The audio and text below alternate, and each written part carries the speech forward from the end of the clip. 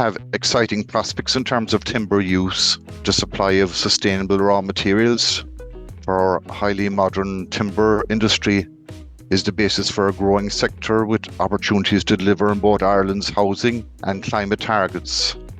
Hello, I'm Deirdre Glynn, your Teagasc Sustainability Advisor, and you're welcome to the Teagasc Environment Edge podcast, number 118, bringing you the latest information, science and opinion to improve farm sustainability. In this episode, Tom Houlihan, Acting Head of Forestry Development Department Teagasc, joins Róisín McManus and myself to discuss navigating the Teagasc Forestry Roadmap, Mobilising Ireland's timber potential. So Tom, you're very welcome to the show. So we have a Teagasc Forestry Roadmap. What exactly is a roadmap and what is its objectives? Okay, well, I suppose a roadmap would be generally a way forward from the current situation, and the forestry roadmap provides a brief outline of the current profile of the Irish forest sector, and including some key challenges over the next few years.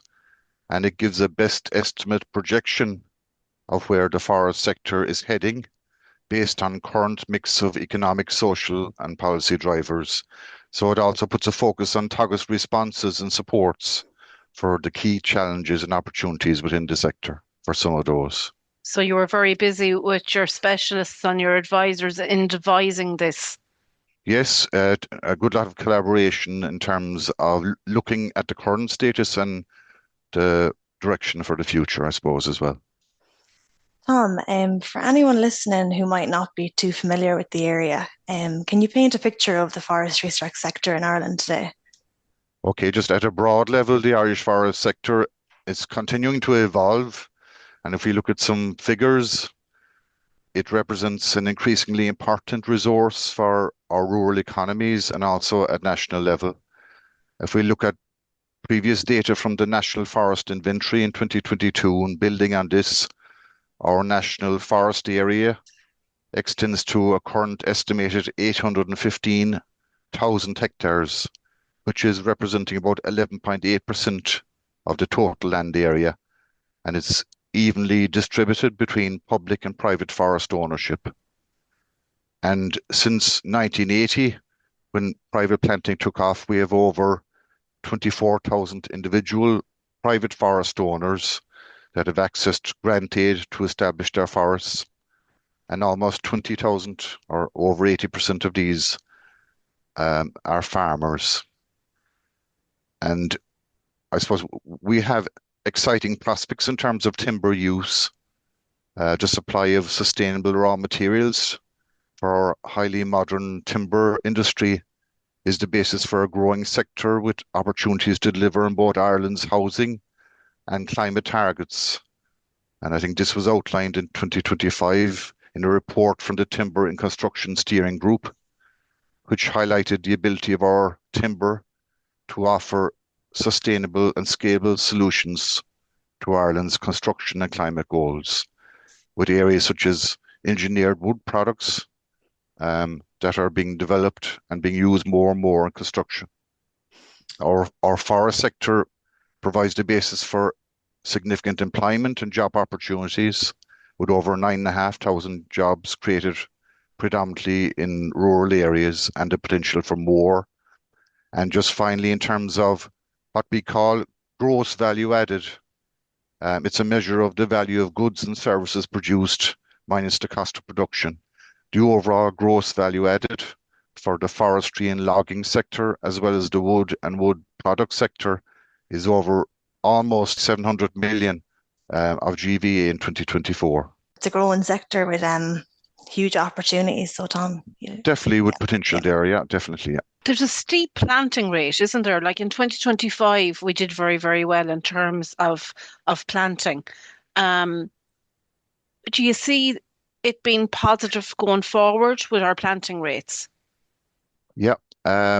In terms of our planting rates, and I suppose it's one of the challenges as well, would be new forest creation. And in line with our forest strategy and the climate action plan of 2025, they identify an expanded and sustained afforestation program reaching 8,000 hectares or more per annum.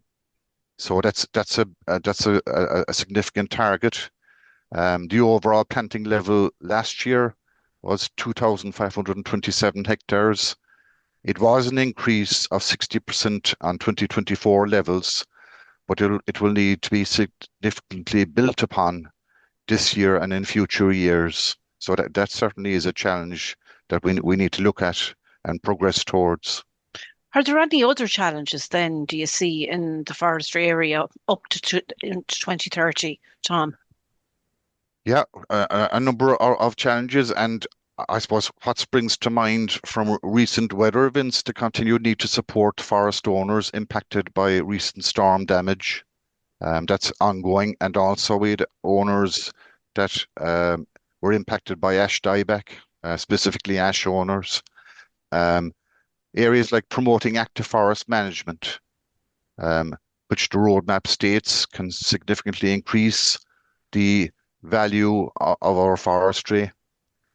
Things like mobilising the private sector timber, and by 2030, it has an estimated realisable volume of over 3 million cubic metres, which is very significant. And then there's areas such as enhancing private forest certification. That's quite a challenge there that needs to be met, to ensure we continue to have timber for required markets and customers in the future, and then increasing our knowledge on carbon, which is another developing area in carbon sinks. When we talk about sustainability, Tom, how can forestry contribute to those wider ambitions? And maybe how well do you see forestry linking in with broader Teagasc initiatives like signposts and ASSIP, as well as campaigns such as the Better Farming for Water? Yeah, okay. Well, I spoke about our forest as a critical timber resource, but also a well-planned and sustainably managed forest can also help meet a range of sustainability objectives, again, at farm level. That I think that's going to be important. And this can be sequestering, capturing and storing carbon, enhancing our biodiversity and habitats, protecting soil and water quality, improving our landscape and our ecosystem resilience. And in terms of the current programs and schemes, Teagasc Forestry staff will continue to work closely with our colleagues across enterprises and programs to optimize the opportunities that are available. If I can give you a couple of quick examples, we have developed a forest carbon tool which provides forest owners and potential owners with a user-friendly way of getting an indication of the potential carbon removals associated with the different forest scenarios. And our colleagues in the Teagasc Signpost program recently featured a progressive farmer who's in both the Signpost and the Dairy B500 programs. That's Aidan Maguire, who along with his son Luke is farming 46 hectares in Navan, County Meath, and a forest area of 8.4 hectares on their farm was estimated to have captured and stored over 200 tons of carbon dioxide equivalents during 2024, representing over 38% of total farm emissions. Now, this changes from year to year, but it represents a very significant figure for Aidan and Luke's farm, I think. Viewers of the popular weekly Signpost webinar would have seen last week an episode dedicated to agroforestry, featuring the journey of an award-winning Kilkenny farmer, Brian Nicholson, who participates in the Signpost programme and has incorporated agroforestry into 19 hectares of his farm, and is providing an opportunity to bring trees together along with livestock or crops on the same parcels, providing multiple benefits. And in terms of protecting water quality, we have a range of visiting groups to our Moor Park Animal and Grassland Research Centre to date.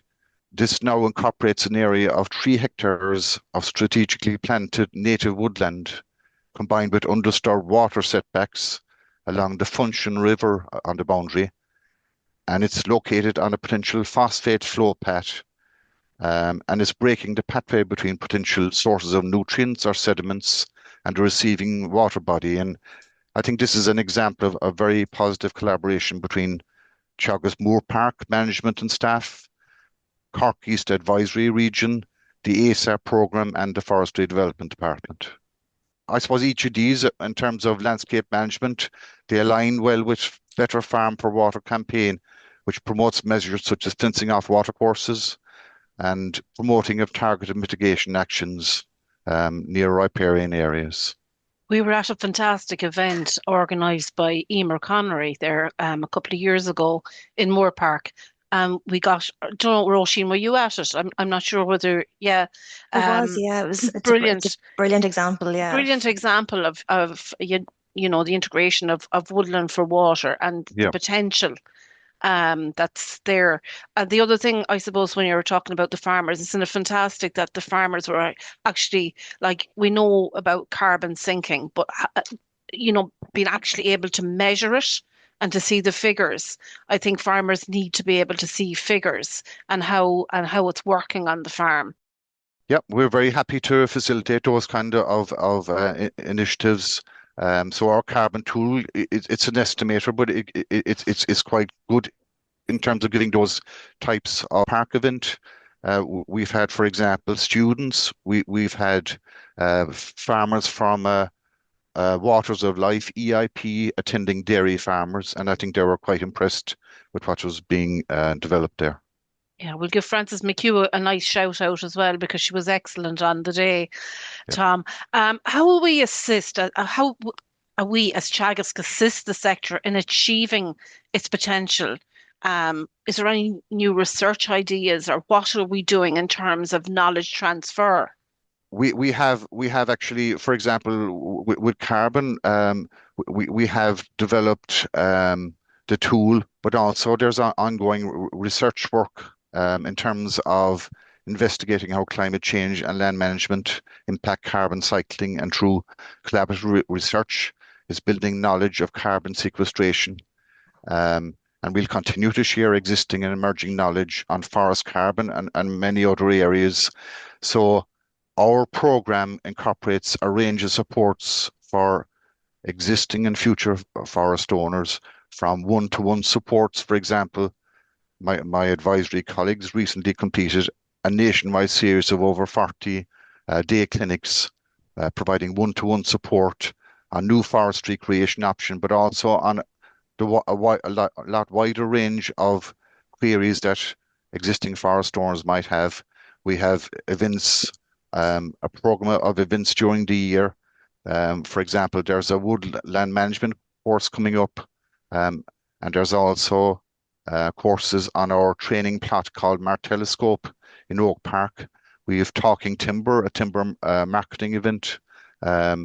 So a range of supports, and we're at all the main Teagasc events as well, providing our advisory and training expertise too. Yeah, you've got a very, very busy team there. Busy and hardworking team, definitely. They are fantastic, yeah, absolutely. You mentioned some of the key challenges, I suppose, to the sector. And look, we've seen the effects of recent storm damage on forest owners. What kind of support, Tom, is Teagasc offering to those affected by the storm damage? Yeah, so the storm damage was a very serious challenge. It posed over 26,000 hectares impacted within the country, and navigating these challenges requires increased focus and support on areas like harvest planning, timber marketing, and then if they're moving to another, new generational tree species selection and reconstitution. And in the aftermath of storms in 2025, we initiated a range of supports, again, one-to-one clinics, owner group collaboration, advice through media and social media channels.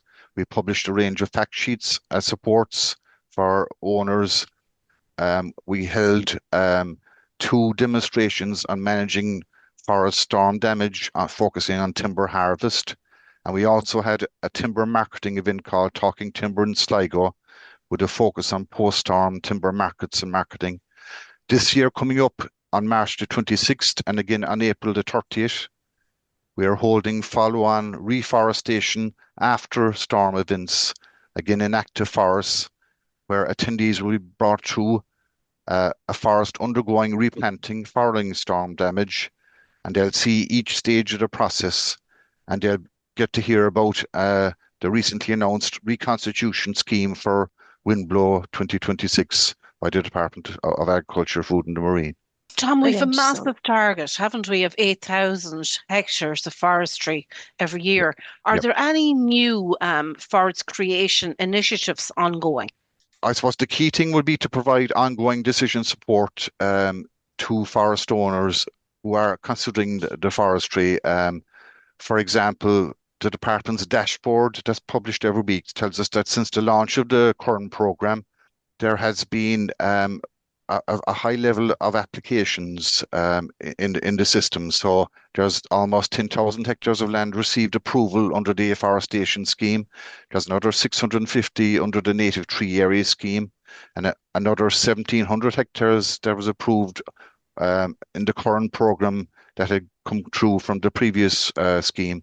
So there's quite a bit there, brings the total planned approvals to about 12,000 hectares, meaning there's a substantial area currently approved.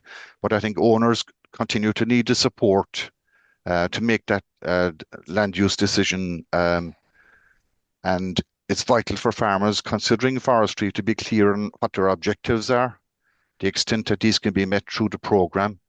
And as you said there, we have 9 regionally based experienced advisors, and they provide independent advice, ongoing and comprehensive decision support to make sure that owners of land and farmers look at all the aspects, and we call that kind of whole farm planning, not just the forestry side, but how it fits in with their farm diversification options. How does it fit in with the farming systems, the farming schemes? What are the benefits and what are the challenges? And we engage with thousands of farmers and landowners each year, and still find there's a good level of interest there. So I think this ongoing support is critical. Absolutely. Yes, there's a good level of support, and I suppose it's about encouraging farmers to avail of that support, which is important too. So Yeah. yeah, And look, it is a long-term land use decision, so they need to put some time in to make sure that they're happy with their decision. We think forestry can have a place on many farms, but it needs to, what's the objective for each individual landowner is very important. Yeah, for sure. We hear the term equivalent value quite a bit, but I suppose what does it actually mean in practice, and how can we do more to promote active forest management, given the roadmap says it can have significantly increased annualized equivalent value? Okay, so just to try and break it down, if we're looking at what's I suppose, the potential of a forest, we look at what we call the net return from a forest, and we know it's over a certain cycle or rotation. It could be 30 years, it could be much longer for broadleaves. And in order to get an indication of what the net return from forest can be, we look at future costs that are going to be incurred from planting over the forest cycle, and we look at future returns.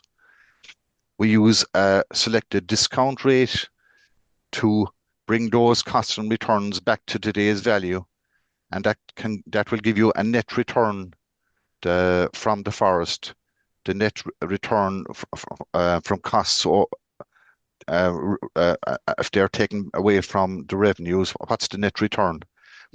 So that's in today's value, but in order to make it on an annual basis, we can convert that net return from forestry into a per hectare annual hypothetical, I suppose, return each year over the forest rotation. That's called the annualized equivalent value, kind of a technical term, but we would say it can be conceptually equivalent to family farm income, that farmers would be familiar with on an annual basis, I suppose.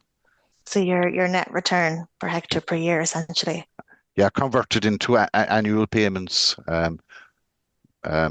Just I suppose to make it equivalent to family farm income per annum. Okay. Very good. We have private sector timber, Tom. Is it a challenge currently to mobilise this? Well, I suppose at the moment, with the level of timber that has been impacted by storm, um, there is quite a lot of timber there to be harvested, and that's one of the challenges I mentioned um, this year, continuing this year, and also possibly into next year. And at the moment, 90% of harvesting capacity in the country is working, I understand, in the storm impacted areas. Going forward, our net realizable volume production of timber up to 2030, if we get over this challenge of the storm timber, we still need to continue. It's quite high, and we need to build on the potential to harvest in the future at the optimum time, I suppose, and that will be mobilizing timber, involving planning in advance to make sure that the access infrastructure is there and that the timber it has been assessed and it's being, I suppose, harvested at the right time that will optimize the potential for owners. Private forest certification, you mentioned that earlier about it being a challenge to the sector. What needs to happen to raise private forest certification levels from where they are today to the 70% target required by the processing sector by 2030? Yeah, so the roadmap identifies this need for much increased private certification. Our state forests that are managed by Quilta are certified, but there's only a low proportion of our private forests that are currently certified. Certification means basically that they get a stamp of approval that they've been managed sustainably and the timber is coming from sustainably managed forests. The roadmap highlights the significant level of required certified timber. I think something like 1.6 million cubic meters to meet this threshold. It's a key threshold of 70% certification required by the processing sector. Um, so a number of ways of doing this. Teagasc, certainly awareness raising is important of the need for certification, and Teagasc will continue to raise awareness, share knowledge on the benefits of certification, and promote and support certification initiatives to increase its availability and uptake. And currently, we're supporting the rollout of a department forest support scheme called iPlan, and this offers financial support to forest owners to prepare forest management plans to enable easier access to forest certification. We're also supporting activities of the industry-led National Group Forest Certification Board, who are charged with developing pathways and measures to scale up the area of private forests that are certified nationally. So yeah, there's a big push on there. So to meet Yeah, this target, yeah. it's really to meet the demands of consumers and the market in the future Yeah, to make definitely. sure we're well positioned from a certification point of Yeah. view. It's an important aspect Yep. of the sector, yeah. Tom, you mentioned carbon sinks earlier in respect to the farmers such as Brian and Aidan. Yeah. How important is it to boost our knowledge on carbon sinks, and where can we learn? So we actually have a dedicated forest carbon researcher, and research is investigating a lot of aspects about carbon sinks, carbon cycling, and knowledge on areas such as the greenhouse gas sequestration and emissions relating to, for example, soil types, and also in terms of forest management. So the effects, for example, of forest thinning activities, how that would affect carbon fluxes. So that work is ongoing, and it is important. We know there's a current progression of carbon farming framework, both at EU and national level, geared at potentially attracting future additional investment into the agri-food sectors and provide potential additional financial rewards for producers, including forest owners, for ecosystem services. Now, we don't have insights yet into how this will play out, but it's coming down the track. So it is important to have the best knowledge available in terms of carbon sequestration. There's a lot of gaps there in our knowledge, so there is a need for a lot of work in this area. Looking ahead, are you optimistic about the future of the forestry sector in Ireland? We have seen and experienced major challenges and continue to work through these challenges, but with appropriate and ongoing supports, I would take an optimistic view for the future. From a global perspective, overall consumption of primary processed wood products is expected to grow by 37% by 2050. That's in a business as usual scenario, according to the Food and Agricultural Organization of the United Nations, and in a scenario of a more accelerated transition to the bioeconomy with a strong participation of products such as mass timber and man-made cellulose fibers. The rise in consumption of primary wood products could reach over 20% more than this. And from an Irish perspective, we have an ending forest resource whose potential can be optimized with active and sustainable management. And the use of digitization technologies such as precision data analysis, drones and satellite imagery in precision mapping, in monitoring forest structure, productivity and health, in managing carbon and tracking biodiversity, these enhance future management efficiency. I suppose as well as providing a critical timber resource for the future, well-planned and sustainably managed forests can be an enabler for a range of sustainability objectives. And the current programme provides a range of forest type options and strong financial supports. We have just seen results of a midterm review of the department's forestry programme by Minister of State Michael Healy-Rae last Tuesday, and the range of increased financial incentives such as in agroforestry, climate resilient reforestation, forest roads and fencing, increased scheme flexibilities and the announcement of proactive training and engagement initiatives are all very welcome. And work is now commencing on the development of the next forestry programme post-2027, and strategic input to this will also be key for the sector going forward. I think the favourable alignment of forestry in terms of future carbon farming frameworks and the next CAP will also be very important. And so from a Teagasc perspective, finally, we will continue to strongly leverage our capacity to share science-based knowledge, via forest advisory, education and training to the sector, deliver through a range of collaborative forestry events and in conjunction with wider Teagasc activities and functions. And I wish to strongly acknowledge the dedicated work of the research team in forestry. That's the researchers, technical staff, laboratory assistant, postdoctorates and wild scholars within our department, as well as the valuable contributions of our external research collaborators and funders. And I just think that advisory and knowledge sharing is directly supported by applied research across a range of areas. And the work areas at the moment include forest carbon research, adaptation of our tree species to future climate scenarios, forest protection, windrow risk and assessment analysis, genetic conservation of tree species, tree improvement and breeding for disease resistance, conifer leaf silviculture, agroforestry, as well as agroecological practices. So perhaps a closer look at the excellent work ongoing in these research areas would be of interest to your listeners in a future dedicated podcast. And just to summarize, I think with the availability of strong supports for existing and future forest owners, including through research outputs, advisory and knowledge transfer, I'm confident that we can work towards optimizing the future potential of forestry. Fantastic, Tom.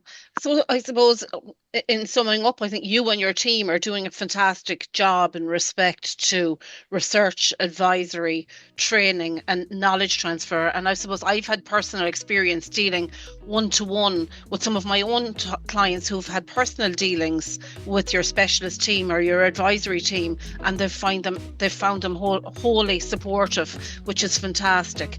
Thank you very, very much for coming on the show today. Thank you. That's very good to hear. Thank you. You've been listening to the Teagasc Environment Edge podcast, signpost to farm sustainability. For links, tools and the latest research, head to teagasc.ie. Thank you for listening and join me, Deirdre Glynn, next time.